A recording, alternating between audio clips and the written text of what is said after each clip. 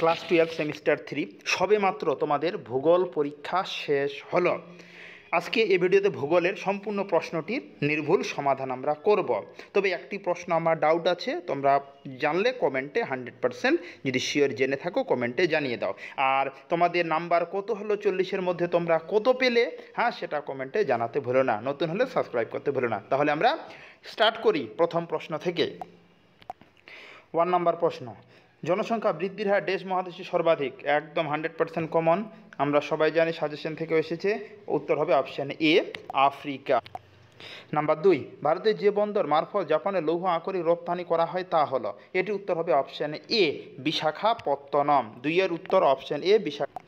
Number 3, জল বিভাজিকা অঞ্চল হলো একটি। উত্তর হবে অপশান সি, ভৌগোলিক অঞ্চল।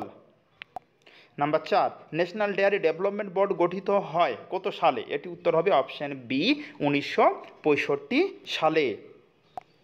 নাম্বার 5, ভাকরা নাগাল পরিকল্পনার সাহায্যে ড্যাশ রাজ্যে জলসেচ করা হয়।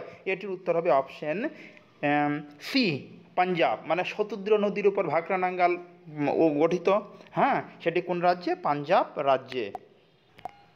নাম্বার 6, যখন দুটি সম্মিলিত হিমবাহের পার্শ্ব গ্রাবরেখা একত্রিত হয় তখন তা ড্যাশ গঠন করে। উত্তর হবে অপশান এ, মধ্য গ্রাবরেখা। 6 নাম্বার হবে মধ্য গ্রাব। 7 নম্বর প্রশ্ন, হিমবাহের ক্ষয়কার্যের ফলে সৃষ্ট অ্যাম্ফি থিয়েটার রূপী ভূমিরূপটি জার্মানিতে ড্যাশ নামে পরিচিত। এটির উত্তর হবে 7-এর অপশান বি, কার নামে পরিচিত। মানে অপশান বি 7-এর উত্তর। নাম্বার 8, বাম স্তম্ভের সাথে ডান স্তম্ভ মিলে সঠিক বিকল্পটি নির্বাচন করা। দেখো, বাম স্তম্ভের সঙ্গে ডান স্তম্ভ আমি মিলিয়েছি, সেক্ষেত্রে এটির উত্তর দাঁড়াচ্ছে অপশান ডি। কত এটা প্রশ্ন নাম্বার 8, 8-এর উত্তর অপশান ডি। নাম্বার 9, চিত্রে অঙ্কিত চিত্রটি চিহ্নিত অংশের প্রেক্ষিতে সঠিক বিকল্পটি নির্বাচন করা। এটির উত্তর হবে অপশান এ, শীতল বায়ু, তারপরে উষ্ণবায়ু, হ্যাঁ তা শৈলক্ষেপ, বৃষ্টি। ক্লিয়ার? মানে হবে অপশান এ। 10 নম্বর প্রশ্নের উত্তর, নিম্নলিখিত কোন খনিজ সম্পদটি মহীসোপান অঞ্চলে থেকে আহরিত হয়? এটির উত্তর হবে অপশান সি, মোনাজাইট। 10-এর উত্তর অপশান সি। নাম্বার 11, নিম্নের স্তম্ভ দুটি মিলে সঠিক বিকল্পটি নির্বাচন করো। 11-র উত্তর হবে অপশান বি। কী বললাম? 11-র উত্তর হবে অপশান বি। 12, কাস্ট অঞ্চলে চুনাপাথরের অদ্রাব্য দ্রবণ কার্যে গঠিত লাল বর্ণে কর্দম নিম্নলিখিত যে নামে পরিচিত তা হলো টেরারোসা। এটা কালকেই আমি পড়ালাম ছাত্রদের। 12-র অপশান এ, টেরারোসা। নাম্বার 13 নম্বর প্রশ্ন, সত্য মিথ্যা। দেখো, প্রথম, প্রশান্ত মহাসাগর পৃথিবী পৃষ্ঠে 3 ভাগের মধ্যে 1 ভাগ অপেক্ষা বেশি স্থান জুড়ে অবস্থান করে। সত্যি, মানে প্রশান্ত মহাসাগর সবচেয়ে বড়, এটা অবশ্যই সত্য। সমুদ্র স্রোত, সমুদ্র জলের ভূপ্রকৃতি আলোচনা করা হয় সমুদ্র বিজ্ঞানে, এটিও সত্য। ফার্দিনান্দ মেগেলান সমুদ্র বিজ্ঞানের প্রতিষ্ঠাতা। মিথ্যা, ফার্দিনান্দ মেগেলান সমুদ্র বিজ্ঞানের প্রতিষ্ঠাতা নয়। দক্ষিণ গোলার্ধে অপেক্ষা উত্তর গোলার্ধে জলভাগের পরিমাণ বেশি। মিথ্যা। তার প্রথম 2টি সত্য হলো আর শেষের 2টি মিথ্যা। সেক্ষেত্রে অপশান সি এটির উত্তর হবে। এটি কত নম্বর প্রশ্ন? 13 নম্বর প্রশ্নের উত্তর অপশান সি। তারপরে নাম্বার 14, নিরক্ষীয় বৃষ্টি অরণ্য অঞ্চলে অত্যাধিক উষ্ণ আর্দ্র পরিবেশে বসবাসকারী অধিবাসী হলো। এটির 14-র উত্তর হবে অপশান এ, বান্টু। মানে কত বললাম? 14-র অপশান এ। নাম্বার 15, স্থূল জন্মহার সিবিআর হলো, দেখো, 1 বছরে জন্মগ্রহণকারী মোট শিশুর সংখ্যা বছরের মধ্যবর্তী সময়ের জনসংখ্যা গুণ 1000, মানে 1000। মানে এটি সূত্র সিবিআর, এর সূত্র কিন্তু অপশান বি। মানে 15-র উত্তর হবে অপশান বি।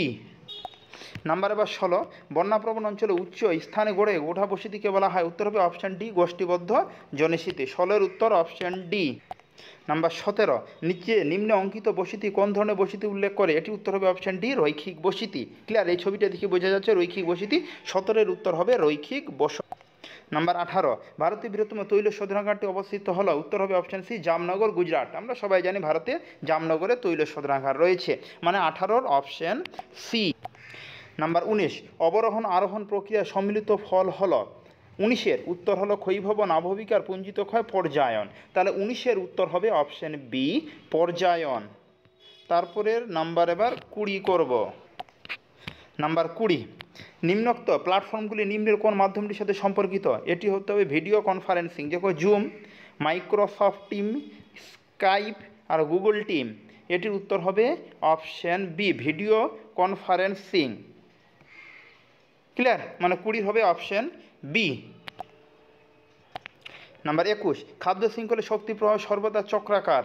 এটি প্রশ্নটি কি বলেছে, নিম্নলিখিত কোন বিবৃতি খাদ্য শৃঙ্খলের ক্ষেত্রে প্রযোজ্য নয়? এটি হবে অপশন এ, খাদ্য শৃঙ্খল শক্তি সর্বদা প্রবাহ সর্বদা চক্রাকার। চক্রাকার না, একমুখী কিন্তু।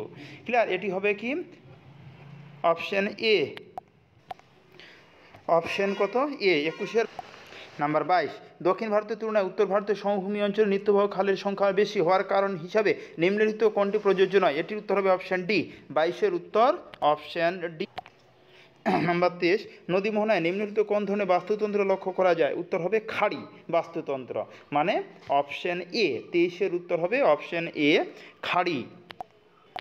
তারপরে নাম্বার 24, পৃথিবীর বৃহৎ সর্বাধিক লবণাক্ত হ্রদ, সবাই জানি আমরা এটা ক্যাস্পিয়ান সাগর, সবচেয়ে বেশি লবণাক্ত জল এই সাগরে, ক্যাস্পিয়ান সাগর, মানে 24-এর অপশন এ।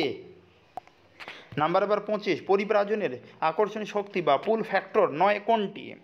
এটির উত্তর অপশন দেওয়া আছে লাভজনক পেশা, উচ্চ আয়, স্বাচ্ছন্দ্যপূর্ণ জীবন ও সামাজিক নিরাপত্তা, সুচিকিৎসা ও স্বাস্থ্য পরিষেবা, ধর্ম ও জাতিগত ভেদাভেদ। মানে 25-এর উত্তর হবে অপশন ডি, ধর্ম ও জাতিগত ভেদাভেদ, মানে 25-এর অপশন। তারপরে নাম্বার 26, স্তম্ভ দেওয়া আছে, মিলাতে হবে। নিবিড় ঘনবসতিপূর্ণ অঞ্চল, মধ্যম ঘনবসতি, বিরল আর অতি বিরল। এখানে ভেল্ট তৃণভূমি, কালাহারি মরুভূমি, কান্ট সমভূমি, মারে ডার্লিং অববাহিকা। সেক্ষেত্রে 26-এর উত্তর দাঁড়াচ্ছে অপশন বি। কত বললাম? 26-এর উত্তর অপশন বি, তোমরা মিলিয়ে নাও, এটি উত্তর হবে অপশন বি। নাম্বার 27, তিন দিক থেকে তিনটি রাস্তা এসে একটি বিন্দুতে মিলিত হলে উচ্চ স্থানের রাস্তা বরাবর ড্যাশ আকৃতি গ্রামীণ বসতি গড়ে ওঠে। আমরা সবাই জানি টি আকৃতির, মানে একবারে উত্তর 27-এর উত্তর হবে টি আকৃতি জনবসতি গড়ে ওঠে। নাম্বার 28, জল বিভাজিকা ব্যবস্থাপনার মূল লক্ষ্য হলো, মানে 28-এর উত্তর হবে অপশন বি, জলাশয় মৃত্তিকা উদ্ভিদের সমন্বিত সংরক্ষণ। 28-এর উত্তর অপশন বি। 29, মিলাতে হবে। কৃষি পরিকল্পনা, কৃষি জমির উর্বরতা বৃদ্ধি, কৃষি জমির পৌনঃপুনিকতা, শস্যের প্রাধান্য, মানে 29-এর উত্তর হবে অপশন এ। 29-এর কী বললাম? অপশন।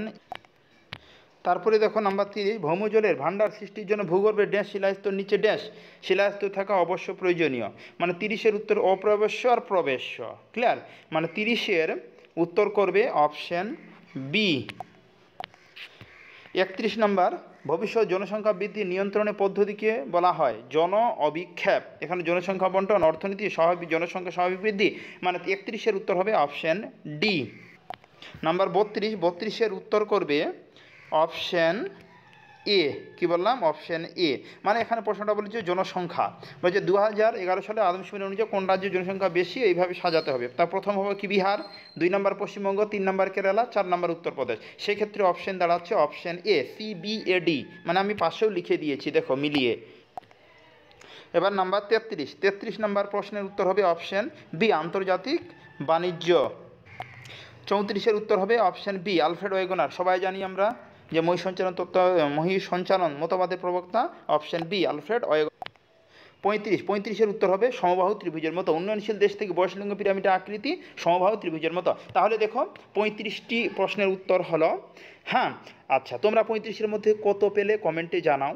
ক্লিয়ার, আর আজ থেকে অনেকজনের পরীক্ষা শেষ হয়ে গেল, আর তোমাদের রেজাল্ট কবে হবে, 4th সেমিস্টারে কীভাবে পড়াশোনা করবে, সেই ব্যাপারে আমি ভিডিও নিয়ে আসবো যত পারি তাড়াতাড়ি। তাই চ্যানেলটিকে সাবস্ক্রাইব করতে ভুলো না। আজকে এই অবধি, কথা হচ্ছে এরপরে ভিডিওতে। ধন্যবাদ।